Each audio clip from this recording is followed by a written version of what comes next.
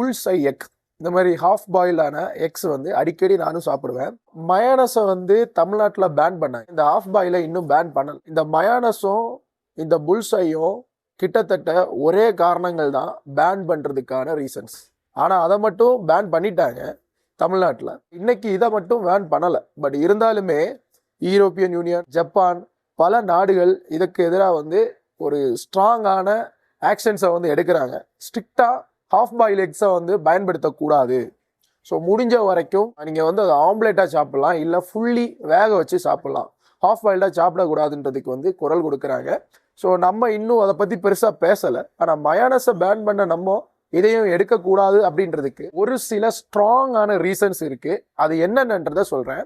So பொதுவாக ஒழுங்காக வேகாத எக்ஸில் வந்து பாக்டீரியாவான சல்மனோலா என்ட்ரைட்டிடிஸ் வந்து க்ரோத் ஆகும்.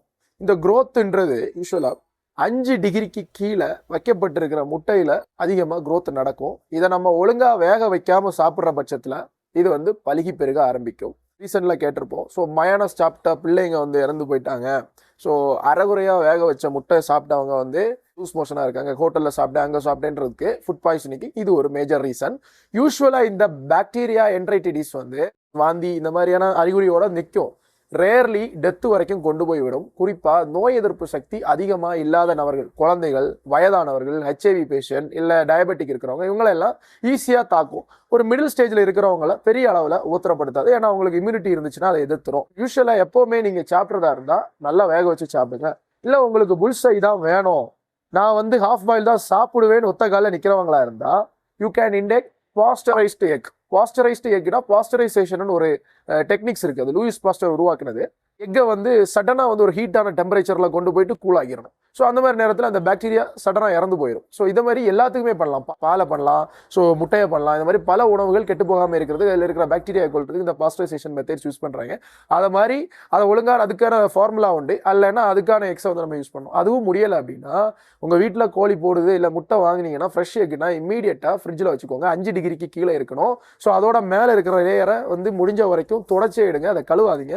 கியூட்டிக்கிள்ன்ற மேலே ஒரு லேயர் இருக்கும், அந்த கியூட்டிக்கிள் வந்து முட்டையை பாதுகாக்கும். அது வழியாக வந்து பாக்டீரியா உள்ளே போகாது. அது கூட சேர்த்து நம்ம ஃப்ரிட்ஜில் வைக்கும்போது மேக்ஸிமம் அந்த பாக்டீரியா க்ரோ ஆகாது. ஸோ இதனால் முட்டையை வந்து பாதுகாப்பாக வச்சுருக்க முடியும். ஃப்ரிட்ஜில் முட்டை வைக்கலைன்னா கிட்டத்தட்ட 7லேருந்து 10 நாளுக்குள்ளாடி நாசமாக போயிடும். அதான் கூமுட்டைன்னெலாம் சொல்லுவாங்க, எடுத்து தூக்கி போட்டுருவாங்க, ஏன்னா அது நாசம் ஆயிரும். ஆனால் முட்டையை ஒழுங்காக நீங்கள் ஃப்ரிட்ஜுக்குள்ளாடி வச்சிங்கன்னா முட்டை கிட்டத்தட்ட 5 வாரம் வரைக்கும் இருக்கும். 1.5 மாதம் வரைக்கும் நீங்கள் அதை பாதுகாக்க முடியும். முட்டை சாப்பிடும்போது முடிஞ்ச வரைக்கும் தரமாக வேக வச்சு சாப்பிடுங்க. ஸோ தேவையில்லாத பாய்சனிங்கை அவாய்ட் பண்ணலாம். நன்றி.